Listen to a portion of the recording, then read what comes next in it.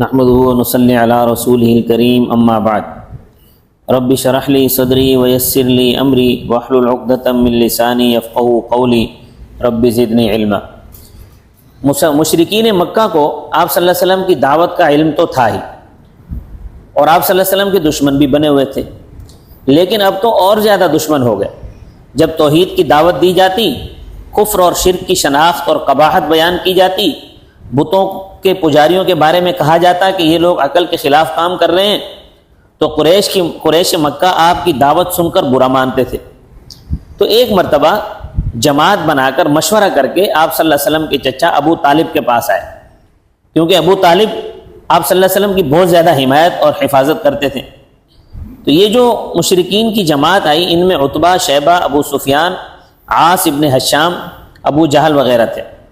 ان لوگوں نے ابو طالب سے کہا کہ تمہارے بھتیجے نے ہمارے معبودوں کو برا کہا ہے، ہمارے دین کو عیب لگایا ہے، ہمیں بیوقوف بنایا ہے، ہمارے باپ دادوں کو گمراہ ٹھہرایا ہے، اور یہ سب ہماری برداشت سے باہر ہے۔ اب یا تو ان کو روک دو یا پھر تم درمیان سے نکل جاؤ، پھر ہم اس کا جو چاہیں کریں۔ تم بھی تو ہمارے دین پر ہو، تمہیں ہمارا طرفدار ہونا چاہیے۔ ابو طالب نے ان کی بات سنی اور ان کو نرمی سے سمجھا کر رخصت کر دیا۔ اب یہ لوگ چلے تو گئے، لیکن رسول اللہ صلی اللہ علیہ وسلم برابر دعوت کے کام میں لگے رہے۔ قریش مکہ کو پھر دعوت کی بات بھاری پڑی، وہ دوبارہ ابو طالب کے پاس آئے اور وہی باتیں کہیں جو پہلے کی تھیں، اور کہا کہ اب ہم صبر نہیں کر سکتے، تم اپنے بھتیجے کو روک دو، ورنہ ہم تمہارے بھتیجے سے اور تم سے جنگ کریں گے، پھر دیکھا جائے گا کہ دونوں فریق میں سے کون ہلاک ہوتا ہے۔ یہ سن کر رسول اللہ صلی اللہ تعالیٰ علیہ وسلم سے ابو طالب نے بات کی اور کہا کہ تم مجھ پر اور اپنی جان پر رحم کھاؤ، مجھے اتنی تکلیف نہ دو جو میری برداشت سے باہر ہو۔ تمہاری قوم کے لوگ دوبارہ آئے تھے اور تمہاری شکایت کی ہے، اب تمہاری حمایت میرے بس کی نہیں ہے۔ رسول اللہ صلی اللہ علیہ وسلم سمجھ گئے کہ اب چچا جان میری حمایت سے دستبردار ہو رہے ہیں، میری مدد کرنے سے عاجزی ظاہر کر رہے ہیں۔ آپ صلی اللہ علیہ وسلم نے جواب میں فرمایا کہ چچا جان، اللہ کی قسم، اگر یہ لوگ میرے سیدھے ہاتھ میں سورج رکھ دیں اور الٹے ہاتھ میں چاند رکھ دیں اور یوں کہیں کہ دعوت حق کے کام کو چھوڑ دو یا ہلاک ہونا منظور کر لو، تب بھی میں نہیں چھوڑ سکتا۔ اس کے بعد رسول اللہ صلی اللہ علیہ وسلم کی آنکھوں میں آنسو آ گئے اور وہاں سے اٹھ کر چل دیے۔ جب ابو طالب نے یہ منظر دیکھا تو آپ صلی اللہ علیہ وسلم کو آواز دی کہ آؤ میرے پاس آؤ۔ آپ تشریف لائے۔ ابو طالب نے کہا جاؤ، تم جو چاہو بیان کرو، اللہ کی قسم میں تمہیں کسی کے سپرد نہیں کروں گا۔ قریش ایک بار پھر ابو طالب کے پاس پہنچے اور عمارہ بن ولید کو ساتھ لے کر آئے اور کہا کہ ابو طالب، تمہارے بھتیجے نے ہمارے معبودوں کو، ہمارے دین و عقائد کو، ہمارے آباء و اجداد کو بیوقوف بنایا ہے، اس سے تم واقف ہو۔ اب ہم تمہارے پاس عمارہ بن ولید کو لائے ہیں، یہ قریش میں سب سے زیادہ عقل مند جوان ہے، اس کو تم لے لو، اس کے بدلے میں تم اپنے بھتیجوں کو ہمارے سپرد کر دو تاکہ ہم اسے قتل کر دیں، معاوضے میں کوئی عذر اور مذائقہ نہیں ہونا چاہیے۔ ابو طالب نے کہا کہ سبحان اللہ، یہ تو بدترین سودا ہے، تم اپنا لڑکا دیتے ہو کہ ہم اس کو اپنے پاس سے کھلائیں، اور میرا لڑکا مانگتے ہو تاکہ اس کو قتل کر دو، یہ کبھی نہیں ہو سکتا۔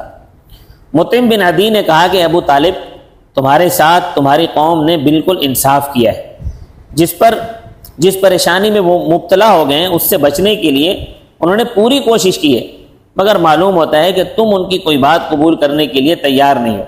ابو طالب نے کہا کہ واللہ یہ انصاف نہیں ہے، اے مطعم، یہ تو نے ہی قوم کو بھڑکا کر میرے خلاف مظاہرہ کرایا ہے نا، اور تو چاہتا ہے کہ مجھے ذلیل کر دے، جاؤ تم لوگوں کے دل میں جو آئے وہ کر دو۔ سورہ بقرہ میں ارشاد ہے، اللہ تبارک و تعالیٰ نے فرمایا وَإِذَا قِيلَ لَهُمُ اتَّبِعُوا مَا أَنزَلَ اللَّهُ قَالُوا بَلْ نَتَّبِعُ مَا أَلْفَيْنَا عَلَيْهِ آبَاءَنَا أَوَلَوْ كَانَ آبَاؤُهُمْ لَا يَعْقِلُونَ شَيْئًا وَلَا يَهْتَدُونَ۔ اور جب ان سے کہا جاتا ہے کہ تم اس کا اتباع کرو جو اللہ نے نازل فرمایا، تو کہتے ہیں بلکہ ہم تو اس کا اتباع کریں گے جس پر ہم نے اپنے باپ دادا کو پایا ہے۔ کیا وہ اپنے باپ دادا کا اتباع کریں گے اگرچہ وہ کچھ بھی نہ سمجھتے ہوں اور ہدایت پر نہ ہو؟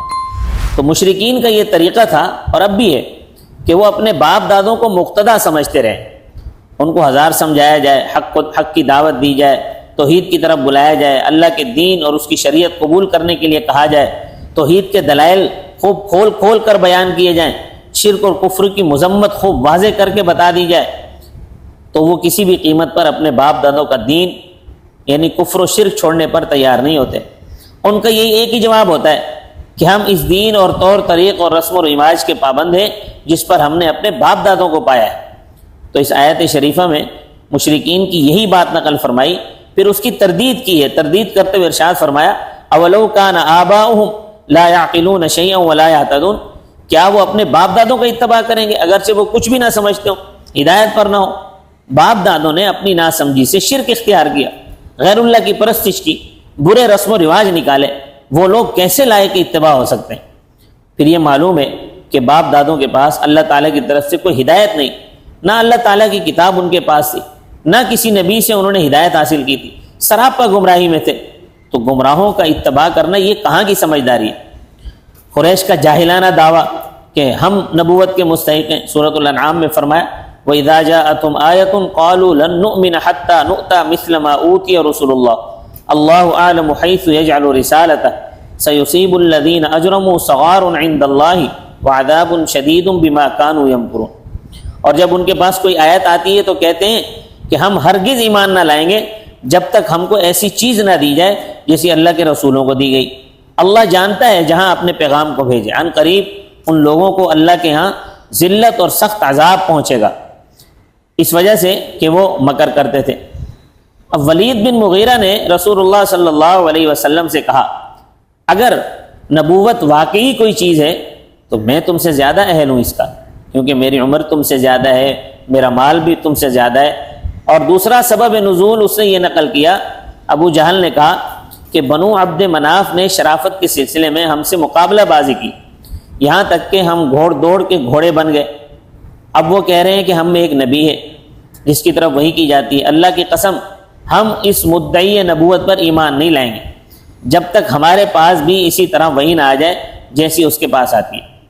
تو اس پر اللہ جل شانہ نے یہ آیت نازل فرمائی جس میں ولید بن مغیرہ کو بھی جواب ہو گیا، ابو جہل کا بھی جواب ہو گیا، جس کا مطلب یہ ہے کہ رسالت اور نبوت سے سرفراز کرنا یہ اللہ جل شانہ کے انتخاب اور اختیار سے متعلق ہے۔ وہ جسے چاہتا ہے اس عہدے سے سرفراز فرماتا ہے، اسے معلوم ہے کہ رسالت اور نبوت کا اہل کون ہے، اس عہدہ جلیلہ کا تحمل کس میں ہے۔ یہ کہنا کہ میں مستحق رسالت ہوں، یہ اللہ تعالیٰ پر اعتراض کرنا ہے، اللہ تعالیٰ کو معاذ اللہ جہل کی طرف منسوب کرنا ہے۔ جنہوں نے یہ اعتراض کیا ہے انہیں اللہ کے ہاں ذلت پہنچے گی اور انہیں سخت سزا ملے گی۔ اللہ تبارک و تعالیٰ مجھے اور آپ کو توحید پر ثابت قدمی عطا فرمائے۔ وما علینا الا البلاغ المبین۔